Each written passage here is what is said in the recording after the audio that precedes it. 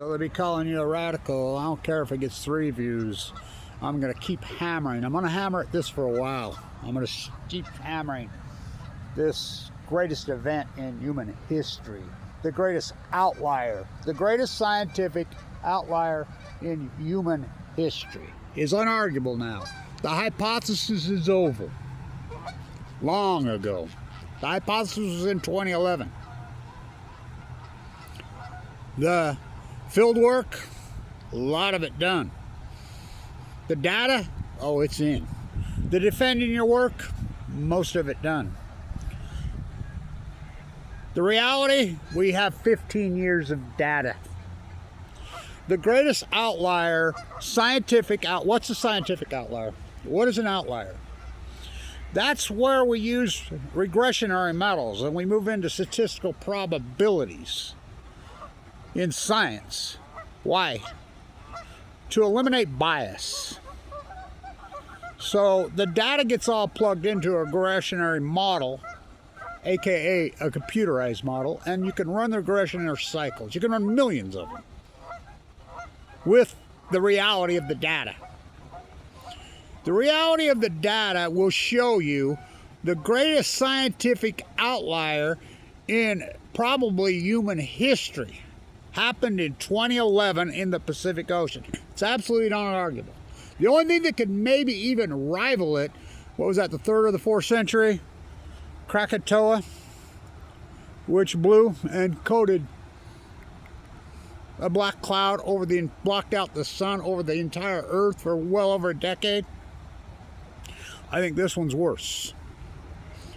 So we know unarguably. We have all the data now. Kevin Blanch, the hypothesis, stood right here. These are full blown out nuclear meltdowns for the first time in human history.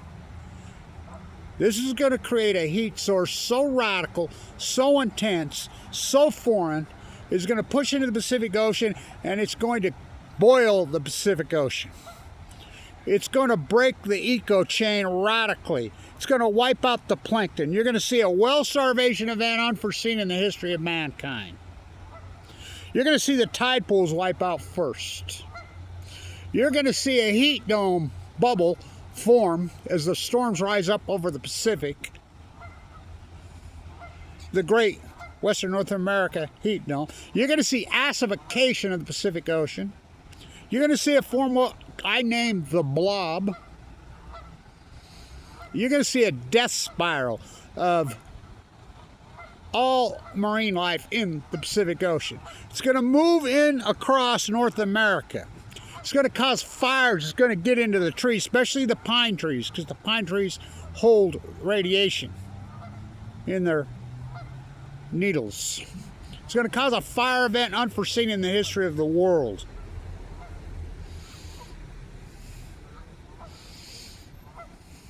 The Great Salt Lake was at perfectly normal levels in 2012. You go into now, my spiral jetty videos prove that. The hypothesis. It's going to give you cancer. It's going to give you, I get AML leukemia in the fall of 2011.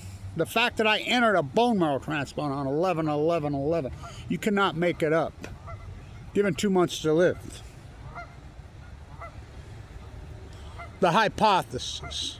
The field work. I go to California. I walk the entire coast of California multiple times. Wild dynamite at historic low tides in historic moon cycles. Hundreds and hundreds of hours of raw footage. I show you the acidification of the ocean. I show you the incredible well die-off. Back to the hypothesis. The salmon will be the smoking gun because we count them all. On every river from the Kenai to the Jedediah Smith. Some have dams, some do not have dams. In fact, the Jedediah Smith and the Klamath are right next to each other. One dams, one not.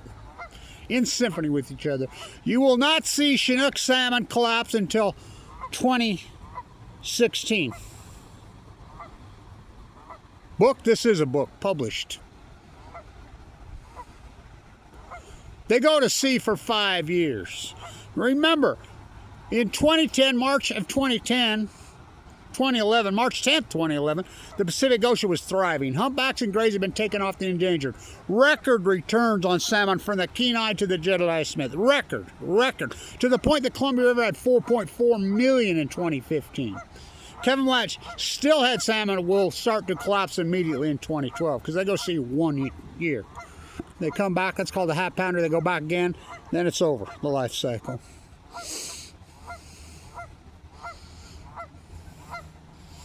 All this hypothesis, the field work, the salmon work of Kevin Blanch's, the well work of Kevin Blanch, the tide pool work, I've done the work of 1,000 marine biologists.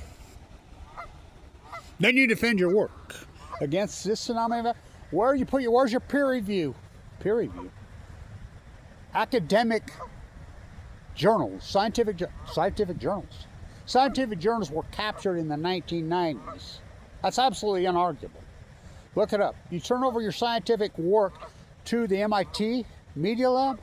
Now it's come out who's funding the MIT Media Lab. Jeffrey Epstein. Who funds the World Health Organization? Bill Gates. These institutions are fraud.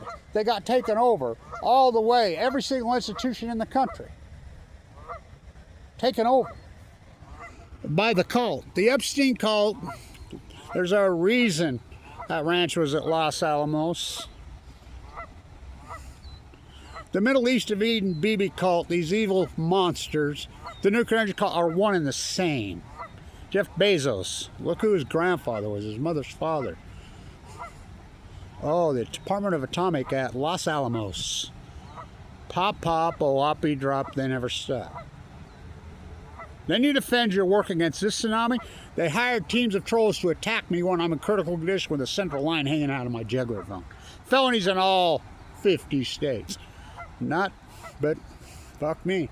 Kevin Blanch, no protection. Never got a lawyer, never got anybody with any real strength and power and clout inside the Department of Justice, inside the Department of, well, academia, media. You know, thank you to the people that have supported this work, this historic work. The hypothesis, the field work, the defend the work, then the data. 15 years of data. We have it. It's absolutely unarguable.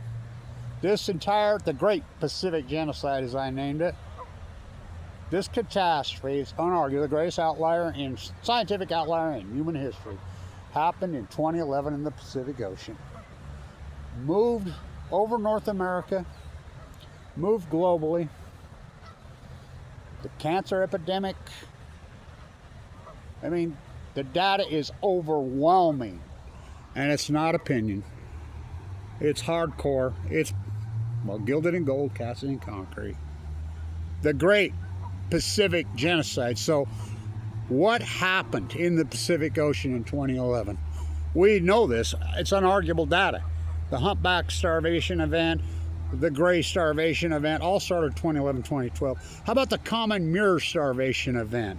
The seals, the sea lion starvation and leukemia event. The wipeout of the tide pools, the Upper California Purple Oceans wipeout in 2011, 2012. The sea anemone wipeout. There's still some out there. That's why I named it genocide. I didn't name it extinction, but we're on our way. The cancer epidemic over North America, the studies are out. The heart attack epidemic in North America, 2011, and it's an outlier. You can argue. So what happened in the Pacific Ocean? Did a meteor strike? A big one? That's possible. It could do it. Nope. Did another Krakatoa form so big that it coated black soot around and blocked out the sun for a decade? Nope. 4 full core meltdowns for the first time in human history. Chernobyl was a graphite core that blew up. No spent fuel, new reactor. We're going on the 40th anniversary. 780,000 men conscripted, went in and entombed it, including mining underneath it. There's a reason they mined underneath. Physically went in 8-second intervals and grabbed the pieces of the core. Fukushima, Nothing. Did nothing. The cores melded through the containment vessel. We have the visual proof now. Burned into the Pacific Ocean. We're not talking spent fuel. 880,000 tons of spent fuel spewed all over North America. The cover-up was the greatest crime in human history. We're talking the cores. Never, ever in the history of mankind have we had a full-blown out melded core. We have 4 of them. How hot do I estimate they are? I estimate they're tens of millions of degrees each. We know scientifically and arguably the Pacific Ocean acutely heated up between 2012 and present, multiple degrees Fahrenheit in a very acute radical outlier fashion. It's unarguable. The greatest PhD in human history. What are you going to do? Stay in academia? The fraud of academia? Stay in it? Hope maybe Aaron Swartz can break into MIT Media Lab. Joey Ito took over. What a crook. What a crook fucker. At Epstein Island. And he could download the server and he'd give it to Julian and put it into WikiLeaks and get out. Got to talk to Henry before I go to Fukushima. I used the most transparent platform I possibly could. YouTube used to advertise as the great equalizer. Video killed the media star. Published. There it is. Forgotten everybody. 15,000 videos later. The greatest outlier in human history. The greatest scientific outlier in history happened in the Pacific Ocean in 21. Unarguable. This acute radical catastrophe. It's the greatest ecological catastrophe in human history.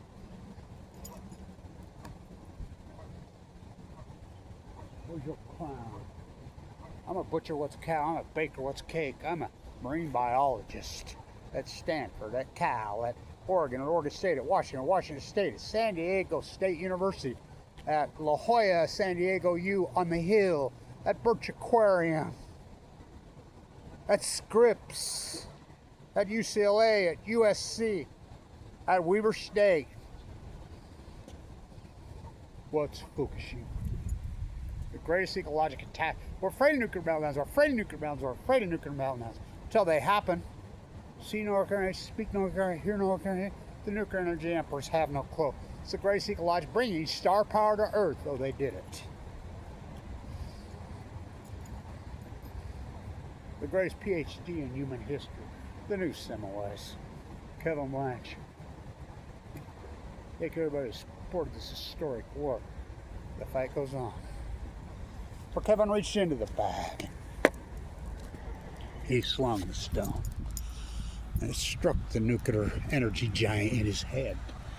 Oh, it's biblical on Balco. The greatest scientific outlier in human history. It's unarguable. Happened in the Pacific Ocean in 2011 and moved over North America. Breaking news, fish swim. Breaking news, jet stream moves left to right. Stay in tune. The Great Pacific Genocide.